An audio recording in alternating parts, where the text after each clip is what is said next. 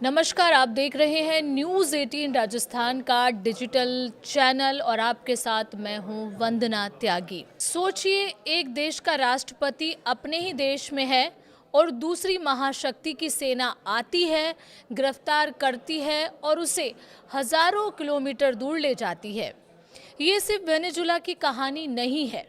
ये सवाल है कि क्या अब कोई और भी देश अगला हो सकता है, क्योंकि ट्रंप अब रुकने वाले नहीं हैं।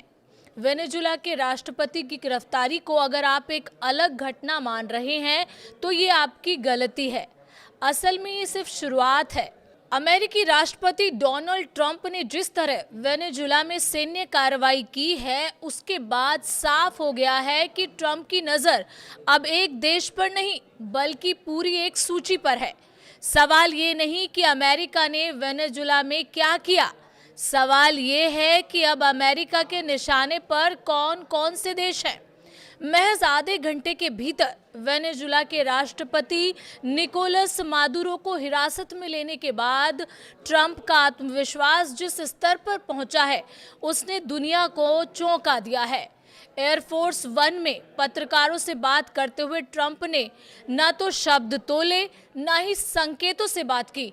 उन्होंने खुले तौर पर कहा कि उन्हें वेनेजुला जैसा मिलिट्री ऑपरेशन पसंद आया है और अगर जरूरत पड़ी तो वही मॉडल दूसरे देशों पर भी लागू किया जा सकता है।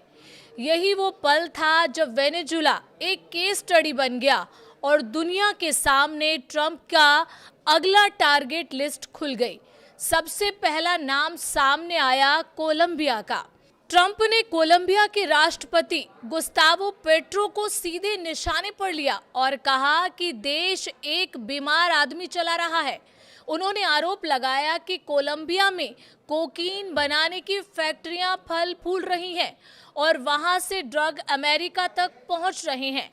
ट्रंप ने यह भी कहा कि अगर वेनेजुला में कार्रवाई संभव है तो कोलंबिया में भी वही किया जा सकता है। यानी साफ संदेश, कोलंबिया अब सिर्फ पड़ोसी देश नहीं बल्कि संभावित सैन्य लक्ष्य है। इसके बाद ट्रंप की जुबान से निकला दूसरा नाम और वो था क्यूबा। क्यूबा को लेकर ट्रंप ने भले ही ये कहा कि शायद वहां तुरंत सैन्य हस्तक्षेप की जरूरत ना पड़े, लेकिन उन्होंने ये भी जोड़ दिया कि क्यूबा खुद पतन की कगार पर है। ये बयान अपने आप में एक चेतावनी है। मतलब साफ है, या तो हालात अपने आप गिरेंगे या फिर अमेरिका दखल देगा। तीसरा और सबसे संवेदनशील नाम है मेक्सिको।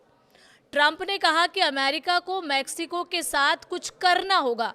उन्होंने कार्टेल और ड्रग्स का हवाला देते हुए साफ कर दिया कि अगर मेक्सिको ने खुद कदम नहीं उठाए तो अमेरिका इंतजार नहीं करेगा। ये कोई कूटनीतिक बयान नहीं था बल्कि एक दबाव भरी धमकी थी जो सीधे सैन्य कार्रवाई की तरफ इशारा करती है। लेकिन ट्रंप की नज़र सिर्फ लैटिन अमेरिका तक सीमित नहीं है। उन्होंने साफ कहा है कि ग्रीनलैंड पर अमेरिका का कब्जा बेहद ज़रूरी है। ये बयान बताता है कि ट्रंप सिर्फ ड्रग्स या कार्टेल की बात नहीं कर रहे बल्कि रणनीति और भौगोलिक विस्तार की सोच भी उनके एजेंडे में है। इसके अलावा ईरान लंबे समय से ट्रंप की आंखों में खटक रहा है और माना जा रहा है कि वेनेजुला के बाद ईरान पर दबाव और तेज हो सकता है। यानी अगर आज की तस्वीर देखें तो ट्रंप की हिट लिस्ट में साफ दिखते हैं कोलंबिया, क्यूबा, मेक्सिको, ग्रीनलैंड और ईरान। वेनेजुला इस लिस्ट का सबसे पहला उदाहरण है। चेतावनी नहीं बल्कि ट्रेलर है।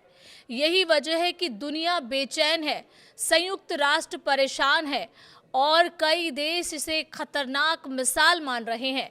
असल सवाल अब यही नहीं कि अमेरिका ने वेनेजुला में क्या किया, असली सवाल ये है कि अब अगला कौन है, क्योंकि ट्रंप ने हालिया बयानों में ये साफ कर दिया है कि ये कहानी यहीं खत्म होने वाली नहीं है। इस पूरे मसले पर आपका क्या कहना है और आपको क्या लगता है कि ट्रंप के निशाने पर अगला कौन सा देश हो सकता है?